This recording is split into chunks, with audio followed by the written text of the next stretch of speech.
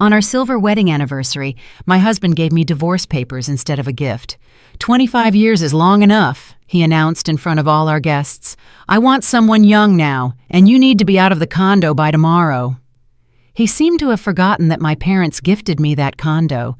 His mother, Celeste Price, just smiled silently. I rose, took the microphone, and said something that left him speechless. That night, Naomi Sterling woke up to whispers from behind the bedroom door. Her husband, Darren Price, was on the phone with his mother again, at 3 a.m. His voice sounded strangely excited. Naomi lay still in the dark, catching snippets of the conversation. "We have to do this right," Darren's voice insisted. "She won't suspect a thing." "Of course not, son," his mother replied. Naomi tensed. What were they plotting in secret? And why now, just a few weeks before their milestone anniversary? The hardwood floor creaked as Darren returned to the room. Naomi quickly shut her eyes, pretending to be asleep. He slipped into bed carefully, but she could feel his body was stiff, restless. The next morning, everything felt odd. Darren was unnaturally affectionate. "Naomi, my love," he said, kissing her cheek. He smelled of expensive cologne. "How about we choose the restaurant for our anniversary today? I want everything to be perfect." "Perfect?" Naomi raised an eyebrow. In 25 years of marriage, Darren had never been so enthusiastic about a family celebration. She always organized everything, and he only found fault. "Fine," she replied carefully, watching him rush off to work. His cell phone was on the nightstand. The screen lit up with a notification. Naomi couldn't help but look. It was a calendar reminder. Call S at 11 a.m. "Hey, Dee," she asked casually, watering the window plants. "Who's the S you have in your contacts?" Darren spun around abruptly. For a second, Naomi saw panic flash in his eyes, but he quickly calmed himself. Sanchez, a colleague from Seattle, just consulting him on a work issue." A lie. Naomi knew her husband like the back of her hand. When he lied, his left eye always twitched, just as it was doing now. "I see," she replied with a smile, but deep inside, her chest tightened. Once he left, Naomi stood by the window, gazing at the gray October sky over Georgetown. 25 years. A quarter century. They met in college. She was a brilliant accounting student. He was an up-and-coming manager. They married for love, dreaming of children and a big family. But children never came. Doctors found nothing wrong, but the miracle never happened. Darren took it hard, especially when his mother, Celeste, started making passive-aggressive comments about grandchildren. In time, they accepted being childless and focused on the positives, more time for themselves, for travel, and for career advancement. But something vital had shifted between them.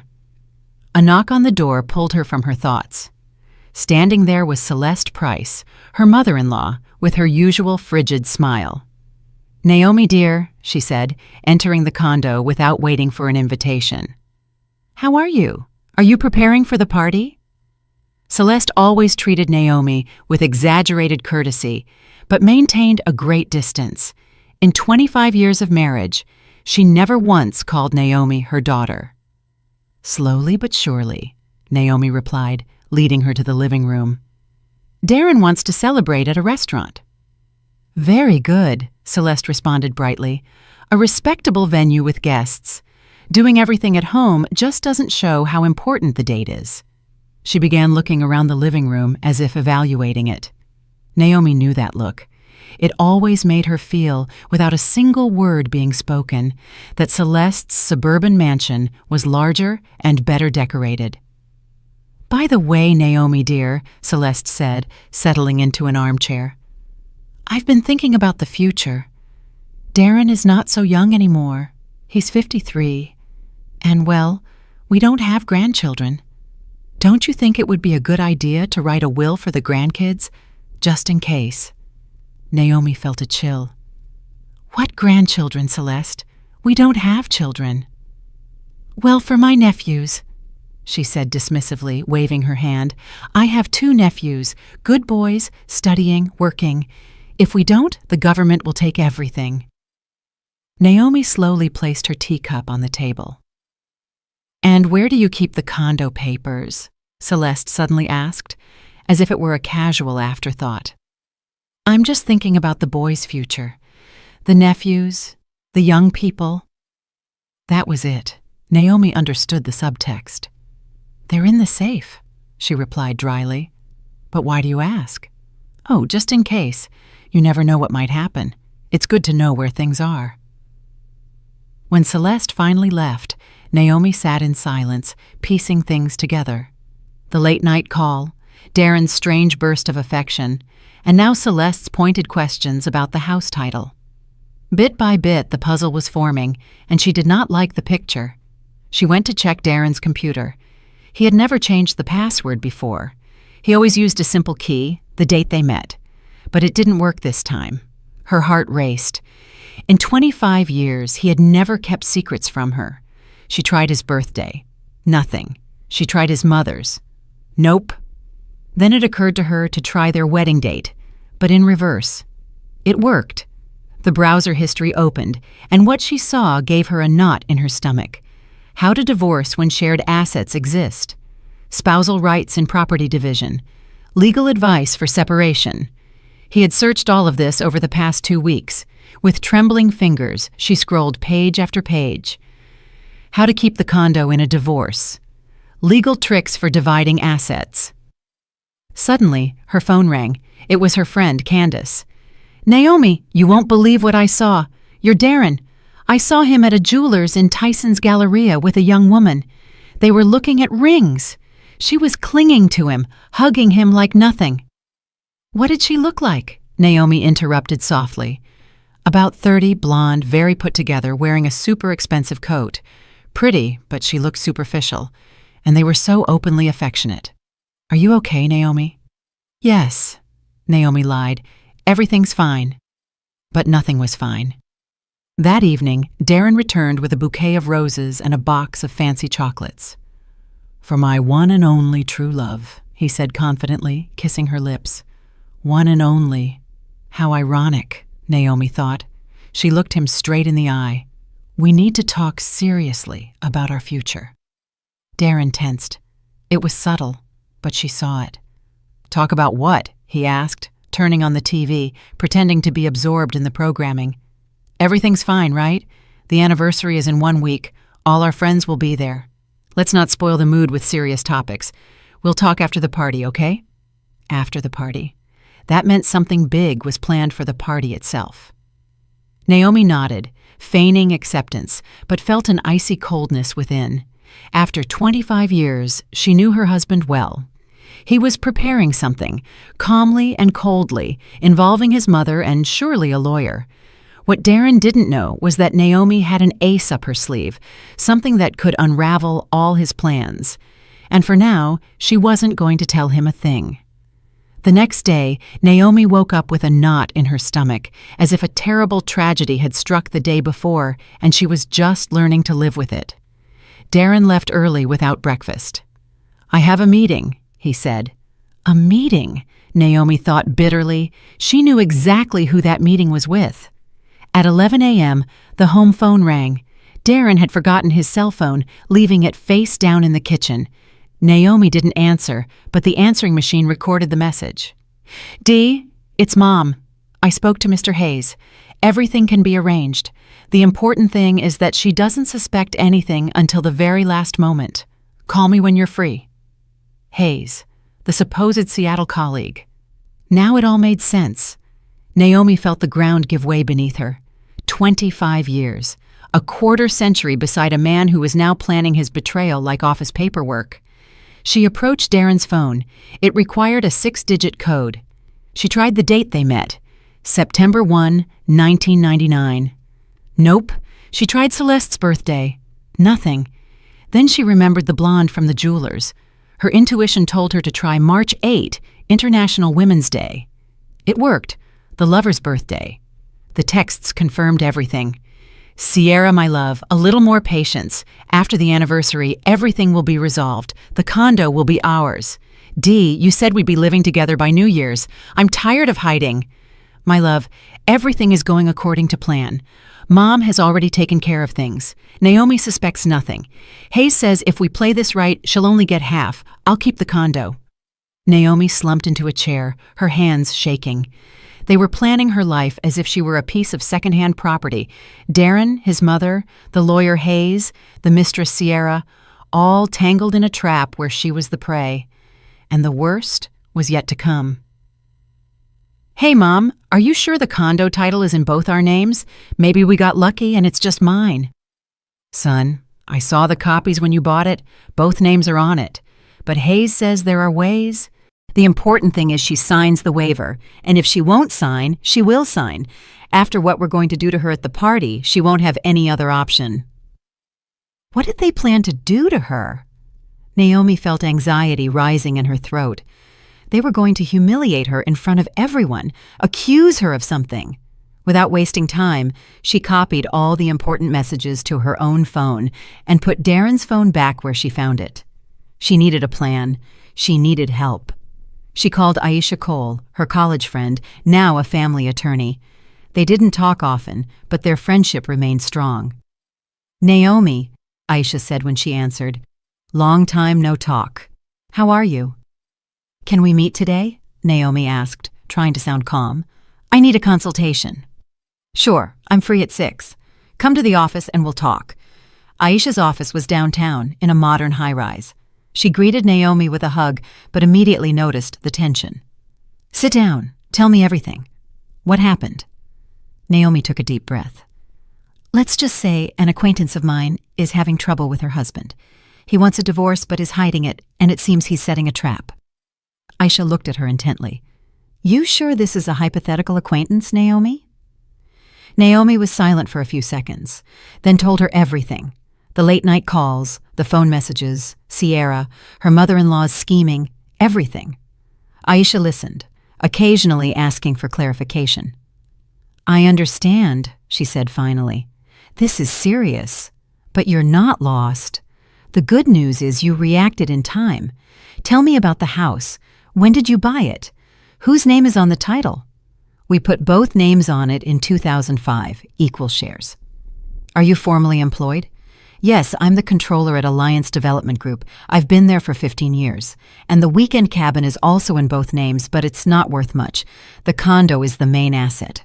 Aisha jotted down notes. Naomi, they can't do anything to you if you keep a clear head. In a divorce, everyone receives what is legally theirs. No one can force you to waive your share. But it's clear they are planning something dirty. They want to put you in a weak emotional position, a scandal, an accusation, something to break you. You need to be ready. How do I prepare? Gather evidence. Take photos of the messages. Record conversations if you can. Move some of the money into an account only in your name. Most importantly, don't let them know that you know what they're doing. Naomi nodded. For the first time in days, she felt something close to relief. She had a plan. She had support. Thanks, Aisha. How much do I owe you? Aisha smiled. Nothing, girl. Friends don't charge. Just keep me in the loop. And remember, no matter what happens, you are not alone or defenseless. Naomi returned home determined to act, but what she found upon arrival confirmed the war had already begun. Darren was by the entrance, checking himself in the mirror. You look kind of run down today, huh? He blurted out without looking at her directly. Forgive me, but yes, Naomi, you've let yourself go a bit lately. Look, turning 50 isn't the end of the world, but you need to take care of yourself. Go to the gym, see the dermatologist, get something done. I saw Candace's daughter today. She's 30, but looks 25, very polished. And you? Well, you understand. He was comparing her to younger women, setting the stage to justify his betrayal. I have a meeting tomorrow, he announced suddenly. It's Saturday, but it will take all day. Another date with Sierra. That's fine, Naomi replied calmly. And Sunday, I'm going with Mom. I'm going to set up her new smart TV. Spending time with the trader's family. That night, When Darren was in the shower, Naomi reviewed their joint bank account online. In the last month, $30,000 had been withdrawn in several transactions, gifts for Sierra, payments to the lawyer, and who knows what else, all with their shared money. Naomi let out a nervous, brittle laugh. They were using her own money to plan her downfall, but she had an ace up her sleeve, something they didn't know. A week prior, a letter had arrived from a notary. Her Aunt Josephine, her father's older sister, had passed away in Germany. She had no children or spouse. She left her entire estate to Naomi, her only niece. This included a condo in Munich valued at $800,000, USD equivalent, a bank account with $570,000, USD equivalent, another luxury investment condo in Miami Beach, Florida. Total value, over $3 million. Naomi hadn't told anyone. She wanted to surprise Darren on their anniversary, but now that money and property were her salvation, she opened her laptop and began researching how to register the inheritance, transfer the funds to her personal account, and legally protect herself from the people who saw her as a fool. Darren thought he held all the cards, but the game was just beginning. On Monday, Naomi woke up with a clear plan. First, she visited a notary, but not the one handling her aunt's case. She went to see an old acquaintance, Mr. Perry, the real estate lawyer who had helped them purchase the condo years ago. Naomi Sterling, how many years? And how is Darren Price doing? Mr. Perry, an older gentleman, greeted her with a smile. Mr. Perry, I need your help, she said, entering his office, but it has to be strictly confidential. The lawyer's face grew serious. Sit down. I'm listening. Do you remember our condo on M Street in Georgetown? You did the title work in 2005. Of course. A very good unit in a fine building. Do you recall who purchased it first? I mean, where did the money come from? Mr. Perry frowned, opened an old file, and searched for a moment. Here it is. It was an unusual case. The money came directly from your parents' account, and in the deed of gift, you are listed as the sole recipient. Darren was added 2 months later, as your husband. Naomi felt a surge of warmth in her chest.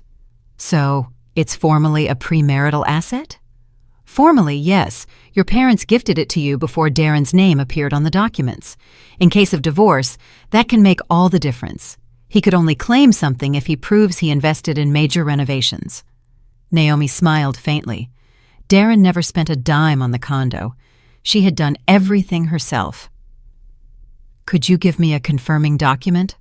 Of course. Come back tomorrow afternoon. It will be ready. Leaving the office, Naomi felt different. After so many days, she finally felt strong, protected. But what awaited her at home left her breathless. A courier delivered a thick envelope from Germany, the final papers for Aunt Josephine's inheritance. Naomi read the lines with the help of a summary. A condo in Munich valued at $800,000, a bank account with $570,000, and the luxury investment condo in Miami Beach. More than $3 million in total. She sat in the living room. She was now a wealthy, independent, free woman, but Darren shouldn't know. Not yet. Her phone rang. It was Darren, his voice overly cheerful. Naomi, my love, I was thinking, what if we really celebrate our anniversary? Colleagues, friends, everyone. Why such a big deal, Dee? Why? It's 25 years. A silver anniversary. I want everyone to see what a perfect family we have. I already reserved the ballroom at the Watergate Hotel for 100 people. 100 people for her public humiliation. Isn't that expensive, Darren? We're supposed to be saving. Don't worry about it, he interrupted. The money is there. The important thing is the impression. We'll invite my boss, yours. Everyone needs to see how happy we are. What a cynical lie. Fine, Naomi said calmly. Whatever you say. Perfect. I have a meeting with some partners. We'll talk tonight. Partners. Naomi knew what that meant. In the afternoon, Celeste Price arrived with a gift. Naomi, dear, she said in a sugary voice, handing her an envelope. This is from me to you. It was a consultation with an excellent family lawyer. Just in case, you never know. Naomi opened the envelope. A business card. Hayes and Associates, Divorce and Property Law. With a note. Free consultation anytime. The audacity. They were giving her a consultation with the very lawyer who was planning her betrayal. "Thank you," Naomi said dryly. "Very thoughtful." "I worry about you, daughter." Daughter. For the first time in 25 years, her mother-in-law called her that, just before stabbing her in the back. After Celeste left, Naomi began to clean. In one of Darren's jackets, she found a crumpled card. Mr. Hayes, family law, divorce, asset division, alimony. The same lawyer, the same plan. Darren came home late that night, cheerful and smelling of expensive perfume. He hugged Naomi. "Everything is ready. Restaurant, menu, guests. It will be unforgettable." Naomi looked at him coldly. He was right. It was going to be unforgettable, just not the way he imagined. "Dee, what cologne are you wearing? That's not yours." He hesitated. "I got on the elevator with the neighbor. She wears a very strong perfume, and it clung to my jacket, one lie after another. By the way," he said, walking toward the window, "at the anniversary, I'm going to give a special speech about our life and our future plans." "What plans?" "You'll see. It's a surprise." A surprise? Naomi felt a chill. She couldn't sleep that night. Around 2 a.m., she heard a murmur. Darren was on the phone in the hallway. She got up quietly and pressed her ear to the bedroom door. "Mom, everything is perfect. The restaurant is booked. Guests are confirmed. After the toast, it will all just happen. Are you sure she doesn't suspect anything?" "How would she suspect? She's naive like a child. She's always trusted me, and she still does. And if she doesn't want to sign the papers, she will sign. After what I tell her in front of everyone, she'll have no other option. Everyone will see what she's really like, you know. Dee, don't you think it would be better to do it privately? At home without a scene?" "No, Mom, it has to be in front of everyone. That way, she won't be able to make a scene or demand explanations. She'll go straight home, and Hayes will be waiting for her there with the papers. Quick, clean, and no drama. And Sierra already knows. Of course, she's even coming to the anniversary. I want her to meet my colleagues. I'm going to introduce her as my new assistant." "You're cruel." "It's not cruelty, Mom. It's being practical. 25 years was enough. I deserve to be happy too, even if it's at her expense." Naomi went back to bed but couldn't sleep. So Sierra was going to be at the party too. She was going to witness the humiliation of her rival and then take her place in the home. That's what they thought. In the morning, Naomi went to the bank. She opened a personal account and transferred half of the money from the joint savings. If Darren wanted to continue spending on his mistress, he would do it with his half. Then she went to the lawyer for the document confirming that the condo was hers from before the marriage. Next, she went to work. "Mr. Boudreau," she said to her boss, entering his office. "Can I speak with you?" "Of course, Naomi Sterling. Is everything all right?" "Everything is fine, for now. I just wanted to warn you that I will soon be entering a difficult personal phase." "Divorce?" he asked, frowning. "Seriously? I thought you two were solid. You even invited me to your anniversary." "That's exactly why I want to warn you. If things go wrong, I hope I can count on your support. My work won't be affected. You are the best controller we've had in 15 years. Whatever happens, your job is safe." That night, while Darren was at another meeting, Naomi took out the inheritance documents. She needed a clear, well-thought-out plan. The Miami Beach condo was empty. Aunt Josephine had rented it out, but the contract had ended a month ago. Naomi could move there after the divorce. With the money in the German bank, she had financial independence for years. And most importantly, the document proving the D.C. condo was hers from before the marriage. Darren would never see that coming. Tomorrow was the anniversary. He thought he would deliver the final blow, but he was the one about to be blindsided. Naomi put all the papers in the safe and smiled. Thursday morning, she went to the German consulate. She needed to formalize the inheritance to access Aunt Josephine's accounts. The consul, an older gentleman with a neatly trimmed beard, reviewed the documents carefully. "Everything in order, Mrs. Sterling.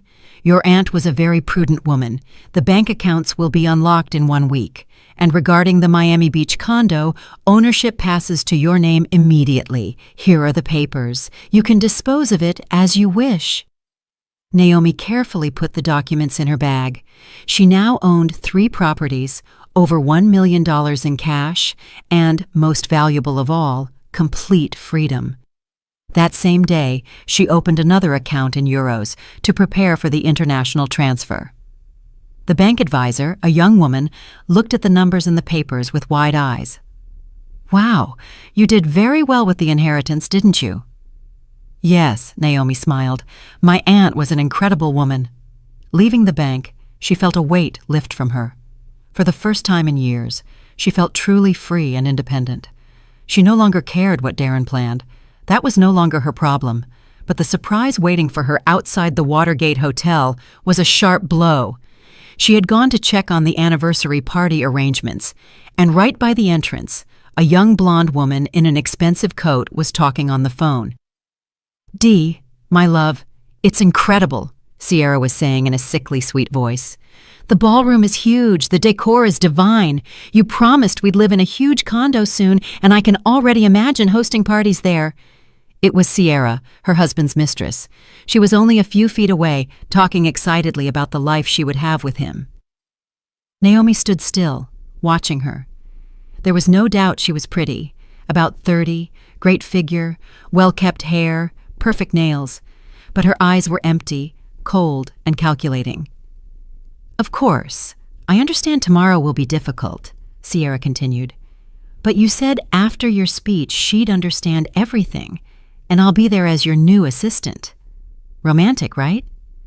"Publicly humiliating your wife is romantic." Naomi walked closer. "Excuse me, do you know where the manager is?" Sierra turned, looked Naomi up and down with disdain. "No idea," she replied coldly. "I don't work here." She returned to her phone. "Dee, there's some lady asking me questions here. Okay, see you tonight. I love you." Some lady? Naomi smiled to herself. Tomorrow, this lady would deliver a big surprise. The restaurant manager, a kindly, plump woman, received Naomi with a smile. "You're here about tomorrow's anniversary? Mr. Price already paid for everything. Ballroom for 100 people, banquet, live music." "And how much did all that cost?" $45,000. Your husband requested the best of the best. $45,000 to humiliate her in public. Naomi nodded. "I see. Can I see the ballroom?" Yes, the room was luxurious. High ceilings, crystal chandeliers, immaculate white tablecloths, enormous mirrors on the walls. All the guests would have a perfect view of the spectacle. "Where will the microphone for the toasts be?" Naomi asked. "Right here in the center," the manager said. "Mr. Price insisted that everyone hear him." Of course. So no one misses the humiliation. At home, Darren was waiting, nervous, pacing with the paper in his hand. "Ah, Naomi," he said, quickly putting the paper away. "Where were you?" "At the restaurant, checking everything. What did you think of it?" "Impressive. $45,000 for one night. Seriously, Dee, don't you think that's too much? We have other plans, right?" "Don't worry about it," he scoffed. "The money is there. The important thing is to make a good impression. On the guests or on the mistress?" That night, Celeste Price arrived, completely excited. "Dee, son, are you ready? Did you rehearse your speech?" "Of course, Mom. Everything will be perfect. Don't worry." She patted his shoulder. "Your speech will be a success. Everyone will see that you made the right decision." The right decision. Naomi watched them from the kitchen, the rage building inside. "Mom, what if she makes a scene?" Darren asked. "She won't," Celeste replied confidently. "With so many people, she'll hold it together. She's an educated woman. They'll settle things at home. And Hayes, is he ready?" "Yes, the papers are done. All she needs to do is sign. After your speech, she'll have no choice." Naomi quietly went to the bedroom and took her own papers from the drawer. She had everything ready. She put all the documents into a small folder, the paper stating the condo was hers from before the marriage, the inheritance documents, and the statement for her new bank account. Tomorrow, those documents would change everything. Later that night, when Celeste had left, Darren locked himself in his study. Naomi heard him rehearsing his speech, murmuring words to himself. She approached the door and listened intently. Dear friends, today is a special day. 25 years ago, I made a decision that seemed right. But life moves on, people change, and sometimes you have to have the courage to admit your mistakes. Mistakes? 25 years of marriage was his mistake. I thank Naomi for these years, but honesty demands I speak the truth. We are different people with different values, with different plans for the future, and I have made a decision. The rest was muffled, but the meaning was clear. Naomi returned to the bedroom. She had no desire to sleep. In the morning, Darren woke up in a good mood. Naomi, he said, adjusting his tie knot in front of the mirror, today is a great day. Yes, our anniversary. Not just that, he said, smiling strangely. Tomorrow, your life is going to change, and so is mine, completely. Completely? You'll see. You're going to be surprised. Surprised. Dee, can I ask you a question? Sure. What is it? Did you ever really love me? Truly? He froze, tie in hand. What a weird question. Why are you asking that on such an important day? Just curious. Of course I loved you, he said without looking at her. And I still love you in my own way. In his own way, like someone who cares for an old piece of furniture that has served its purpose. I understand, Naomi said quietly. Throughout the day, Darren was frantic, calling the restaurant, checking the guest list, giving orders. By the evening, he was visibly anxious. Are you ready, Naomi? She stood before the mirror in a new, elegant dark blue dress, bought especially for this day. Ready. Then let's go. It's time for the truth to be known. The truth. Naomi grabbed her purse where the documents rested. Yes, it's time for everyone to know the truth. They didn't speak on the drive. Darren was nervous, drumming his fingers on the steering wheel. Naomi watched the city lights through the window. 25 years ago, they also rode in silence to the courthouse, but that silence was one of excitement and love. Today, it was the silence before a battle. Naomi, Darren said when they arrived at the hotel, no matter what happens today, I want you to know that I wish you the best. The best. What a cruel mockery. Thank you, Dee, she replied with a serene smile, and I wish you receive exactly what you deserve. The ballroom at the Watergate Hotel sparkled. 100 guests were seated at round tables with white roses and gold candles. At the head table sat the hosts. Naomi smiled and accepted congratulations, but inside, she was tense. The blow was coming any minute. Naomi, you look stunning today, said Marina, a coworker. 25 years together. How romantic. Yes, Naomi said, looking around. Very unexpected, all of it. In one corner of the room stood Sierra, Darren's mistress. She had been introduced as his new marketing assistant. Young, pretty, in a very expensive dress, she chatted calmly with some colleagues as if nothing were amiss. Darren Price, congratulations on your anniversary, said Mr. Michael Boudreau, the CEO of Darren's company. Rarely does one see such solid couples. Thank you, Mr. Boudreau, Darren replied, shaking his hand. Today is a special day. I even prepared a very special speech. A speech. Naomi's throat went dry. Celeste Price went from table to table, receiving compliments for her good son and the ideal wife he had. Her eyes glowed with satisfaction. She knew what was about to happen. At a small table in the back, a man in his 50s in a dark suit sat very seriously. Naomi didn't know him, but she recognized his picture. Mr. Hayes, the lawyer. He was there in case a signature was needed. Dear guests, the The voice of the master of ceremonies sounded over the microphone. "May I ask for your attention? Darren would like to say a few words in honor of his wife." A silence fell. Everyone turned toward the main table. Darren stood up, took the microphone, and smiled broadly. "Friends, thank you for being here on this important day. 25 years is no small thing. It's a quarter century alongside one person." The guests nodded, raising their glasses. "I've thought a lot about our life together," Darren continued, "about what united us, what made us happy, and what didn't so much." Naomi tensed. "It's starting," she thought. "And I realized something very important. People change. What seems right when you're young can eventually turn out to be a mistake."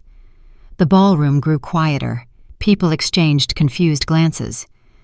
25 years ago, I chose the woman who would be my life partner, guided by youthful emotions, but life taught me to see things more clearly. "Darren," Naomi murmured, "what are you talking about?" "The truth, dear. It's time to stop lying to ourselves." He turned to the guests, his voice harder, firmer.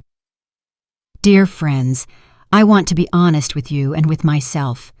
For 25 years, I endured a life with a woman who is not right for me. A gray, boring woman who doesn't know how to be the partner of a successful man." The ballroom erupted in surprised murmurs. "Darren, are you crazy?" someone yelled. "Quite the opposite," he said calmly. "I'm finally thinking clearly. Naomi needs to understand this. Our marriage is over. I'm filing for divorce." The room was stunned. Some gasped. Others held their hands to their chests. His mother, Celeste, smiled triumphantly. "Furthermore," Darren continued, feeling emboldened, "I want a fair division of assets. Naomi must leave the condo. It's time for a new life, new relationships." He looked pointedly at Sierra, the blonde, who stood in the back, barely concealing a victorious smirk. "Is this a joke?" a woman asked, bewildered. "Are you in your right mind, Darren?" his boss demanded. "More than ever," he replied coldly. "I have the right to be happy, and I'm going to exercise it. Naomi will receive what the law dictates, and we will separate on good terms." "And that young girl is your new conquest?" one of Naomi's friends shouted, pointing at Sierra. "Sierra is a wonderful woman. She understands what I need," Darren said openly, "unlike other people." That was enough. Naomi slowly rose and gently took the microphone from her stunned husband. "Thank you, Darren," she said in a quiet, almost sweet voice. "Very honest." The room fell silent. Everyone expected tears, drama, for her to run out. "You know, dear friends," Naomi continued, "Darren is right about one thing. Enough of the lies, and I want to speak the truth, too." Darren frowned. This was not in his script. "The truth is, I knew about this whole charade for 3 weeks. I knew about Sierra, about the lawyer Hayes who's right over there in the corner, and about your plans to make me waive my rights to the condo." Mr. Hayes turned pale and tried to slip out unnoticed, but annoyed guests blocked his path. "Naomi, what are you talking about?" Darren tried to interrupt. "That your plan fell apart, darling. You see," she said, pulling a folder from her purse, "you made a tiny mistake. Our condo is not a shared asset. It was a gift from my parents, in my name, before the marriage. I have the document from the real estate lawyer." Darren took a step back. "That can't be!" "And what's more," Naomi continued, 3 weeks ago I received an inheritance from my Aunt Josephine in Germany, a condo in Munich, another luxury condo in Miami Beach, and over $1 million in cash." The silence in the room was absolute. "So, Dee, what property division are you talking about?" "You'll get half of the cabin and half of your car. Everything else is mine." Sierra, against the wall, turned paper white. "And now, the fun part," Naomi said with a smile. "Do you know how much your successful man spent on this little play to publicly humiliate his wife? $45,000 of our joint savings." The guests began to murmur in outrage. "But I'm not spiteful," Naomi continued. "Darren, you are free. Take your wonderful woman, as you called her, and live wherever you like, just not in my condo. Wait, Darren whispered. We can talk about this. There's nothing to talk about. I'm filing for divorce tomorrow. Hayes can leave. I don't need him anymore. She then turned to the guests. Dear friends, I apologize for ruining your evening, but sometimes the truth is more important than appearances. Thank you for coming. Now you know who is who. Naomi placed the microphone on the table and walked toward the exit. Behind her, a scandal erupted. Darren, you are a complete scoundrel, a woman yelled. How could you do that to your wife? 25 years and you pull this? Sierra tried to leave discreetly, but a furious group of guests blocked her path. And what about you, homewrecker? Did you think stealing another woman's husband would be easy? Have you no shame? Celeste Price went from table to table, trying to explain, but no one listened. Meanwhile, Naomi walked out of the restaurant and breathed the cool night air. Freedom. She paused at the door and looked back at the chaos inside. Through the large windows, she could see the house of cards Darren had built over months collapsing. He was in the middle of the ballroom, pale, confused, like an actor who had forgotten his lines. The microphone lay on the floor, guests yelling around him. Mr. Michael Boudreau, the CEO, approached him. Darren Price, I am deeply disappointed in you after this show. I think we will have to review your position in the company. But Mr. Boudreau, you don't understand, Darren stammered. It's not what it looks like. Naomi twisted everything. Twisted? Interjected Marina, one of Naomi's co-workers. We all heard what you said. 25 years enduring a colorless woman? Aren't you ashamed? In another corner, a different scene unfolded. Sierra, finally realizing her dream of living in a luxury condo was over, pushed her way through the angry guests. Dee! She grabbed Darren's sleeve. What's going on? You promised me a condo. Where's the money you gave me for our new life? Shh, Darren whispered, nervously looking around. Not here. Why not here? Sierra yelled, growing hysterical. I've been waiting for 3 months. You said we'd live like kings after the divorce, and now what? Guests turned, curious, some already recording on their cell phones. Stop it, Darren pleaded. We'll talk later. But Sierra let out a bitter, almost hysterical laugh. Talk about what? You don't have a condo or money. You fooled me. She turned to the guests. Do you want to know the truth? This successful man promised me riches for 3 months. He bought me jewelry with his wife's money. He promised me a huge downtown condo. Sierra, shut up! Darren screamed in desperation, but it was too late. And he also took out loans using their shared assets as collateral, she spat out, getting carried away. He thought his wife would never find out. He took $20,000 from Chase Bank and another $15,000 from Wells Fargo. He spent it all on me. The room was silent. Even Naomi hadn't known about that. Celeste Price, who had tried to be inconspicuous, rushed toward him. Dee, son! What is this woman saying?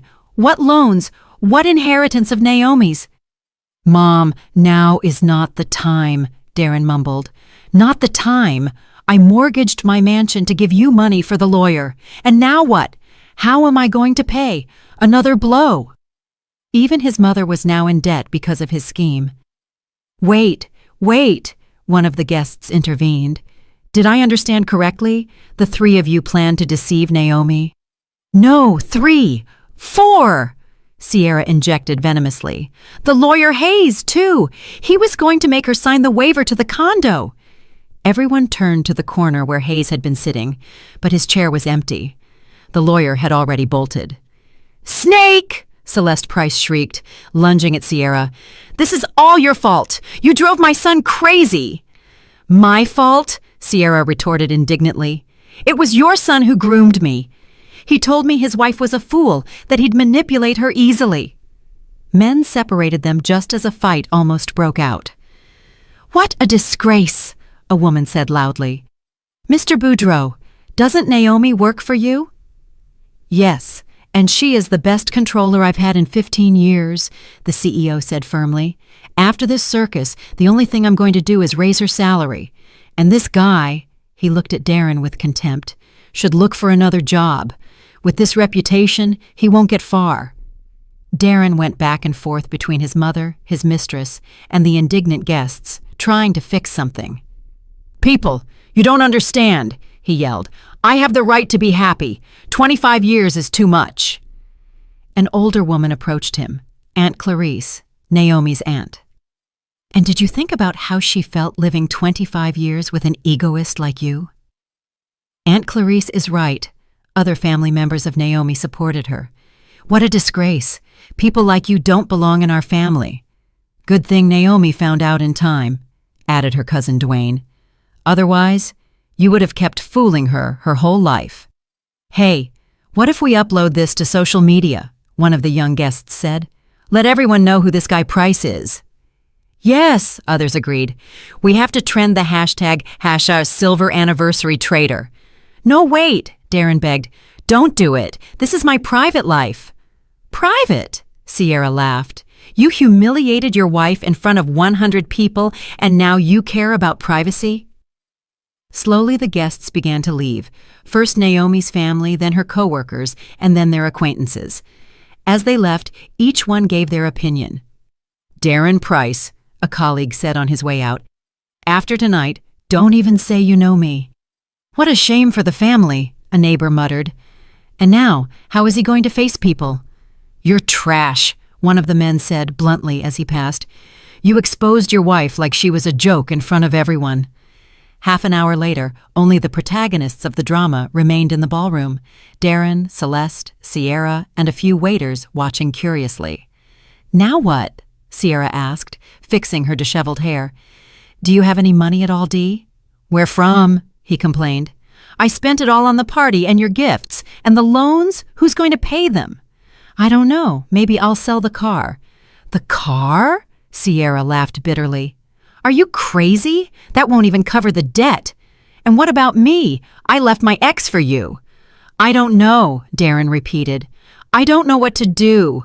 Celeste Price sat with her face in her hands. "And what am I going to tell Hayes? He charges for every consultation, and I even put my house up as collateral." "Mom," Darren said, approaching her, "we'll find a solution." "A solution?" She lifted her face, her eyes red.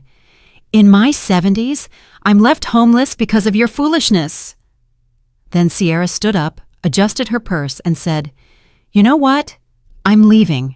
You two are utterly useless. Dee, don't ever call me again.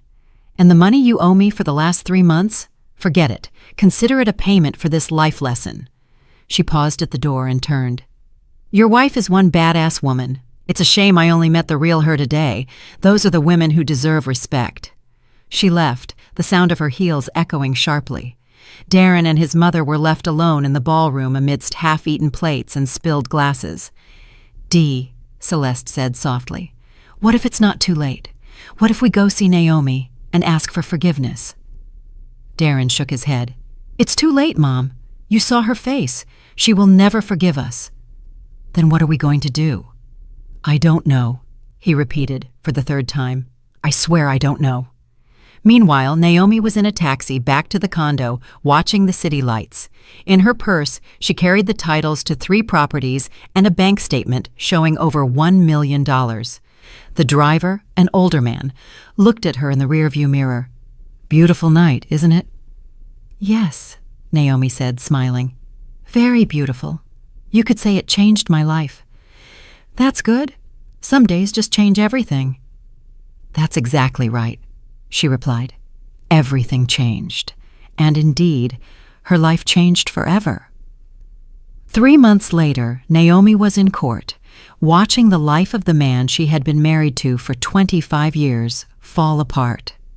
Darren looked 10 years older, gray hair, a worn face, a cheap suit instead of his usual expensive ones. The judge, an elderly woman with glasses, reviewed the documents carefully.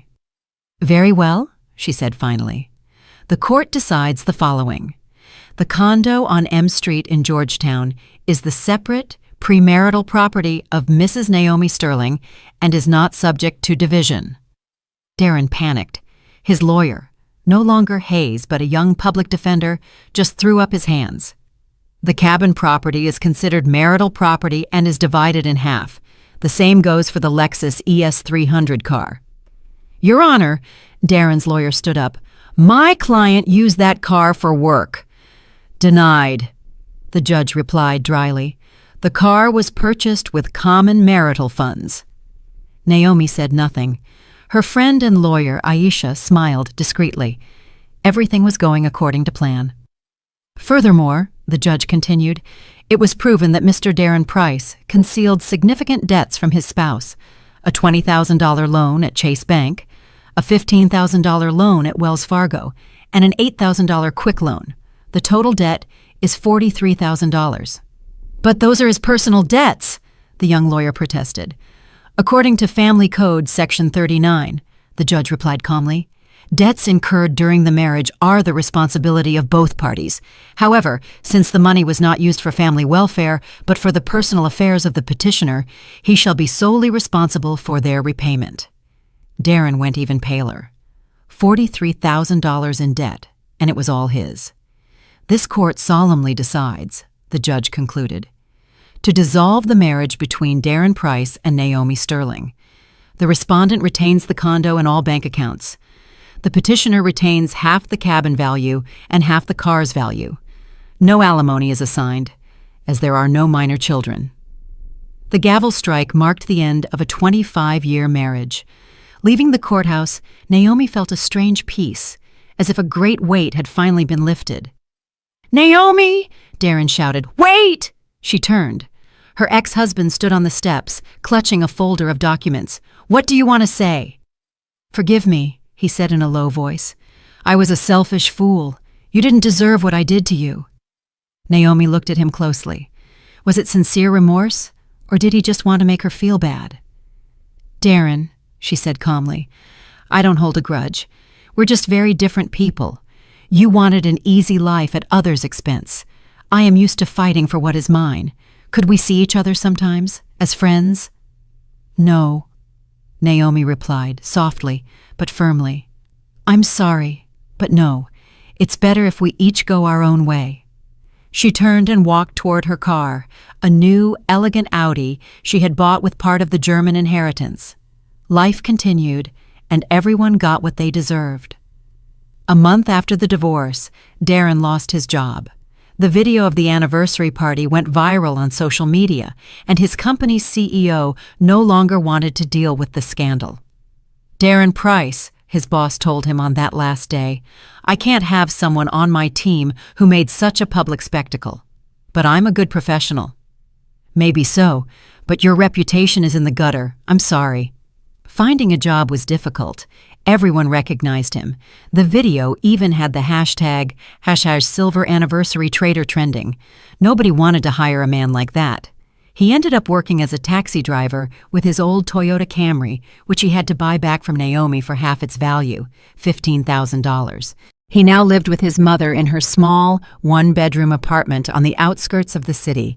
Celeste had to sell her downtown mansion to pay the debts and buy something smaller and cheaper. Dee, she would say to him at night, looking at the cracked walls, don't you wish you had listened to me? Never gotten involved with that Sierra? It's too late, Mom, Darren would reply, counting his day's earnings. Too late for regrets. And Sierra? She was more than fine. 2 months after the scandal, she married a 50-year-old entrepreneur who owned a chain of restaurants. He was wealthy, though not very smart. He believed her whole story about a toxic relationship with a married man. The wedding photos Sierra uploaded to social media showed luxurious bouquets and gold jewelry. The caption read, Finally found true love, #happy, #new life. Darren saw those photos and let out a bitter smile. Sierra got what she wanted, a husband with money. But it wasn't him. Naomi lived a completely different life. She moved to her Aunt Josephine's investment condo in Miami Beach.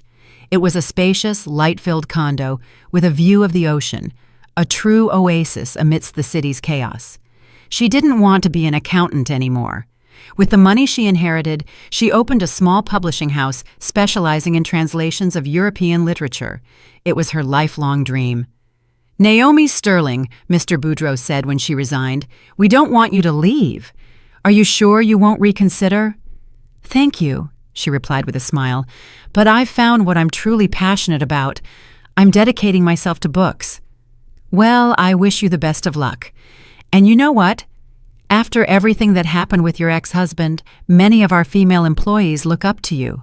A woman has to know how to defend herself." One evening, her friend Aisha came to visit. "You look so content," she asked, looking at the cozy living room. "Do you feel avenged?" "You know," Naomi replied thoughtfully, "I don't feel vengeance. I feel relief. That wasn't vengeance. I just defended my rights. The truth always wins, even if it takes time." They drank tea on the balcony, watching the lights of Miami shine. "Do you regret those 25 years?" "No," Naomi said, shaking her head. "Those 25 years taught me something invaluable, to only rely on myself and to value honesty above everything else." Her publishing house employed 5 people, talented young translators. They published beautiful books in small editions for those who appreciate good literature. Naomi, her editor Anna, said one day, "Your story is very special. My mom told me she was at that anniversary. She works with your ex-boss. She says there are few women like you." "I don't consider myself a strong woman," Naomi responded. "I just decided not to be a victim." A year later, she received a letter from Darren. "Naomi, I don't know if you'll read this. I just want to say that I understand. You were the best thing that ever happened to me. I lost you because I was foolish and greedy. I don't ask for forgiveness. I know I don't deserve it. I just want you to know that you deserve the best in the world. Be happy. Darren." Naomi read the letter and filed it away in a drawer. No anger, no sadness, just a memory of a past life. That night, she went out onto the terrace with a cup of coffee. Miami glittered with lights. Music played in the distance, and the air smelled of summer flowers. She was free, financially independent, doing what she loved, and for the first time in many years, she felt truly happy. In another part of the city, Darren drove his old Toyota, carrying passengers, thinking about how one can lose everything in a single night. Yes, the truth always conquers the lie, even if it sometimes takes a while. Did you like my story, and which city are you listening from? Let's meet in the comments. If you like the story, you can support me by sending a super thanks so I can keep bringing more stories like this. Thank you so much for your sweet support. I'm looking forward to your comments on the story. On the screen, you can see 2 new life stories that I highly recommend. There's so much more on my channel. Don't forget to subscribe. See you in the next life story with love and respect.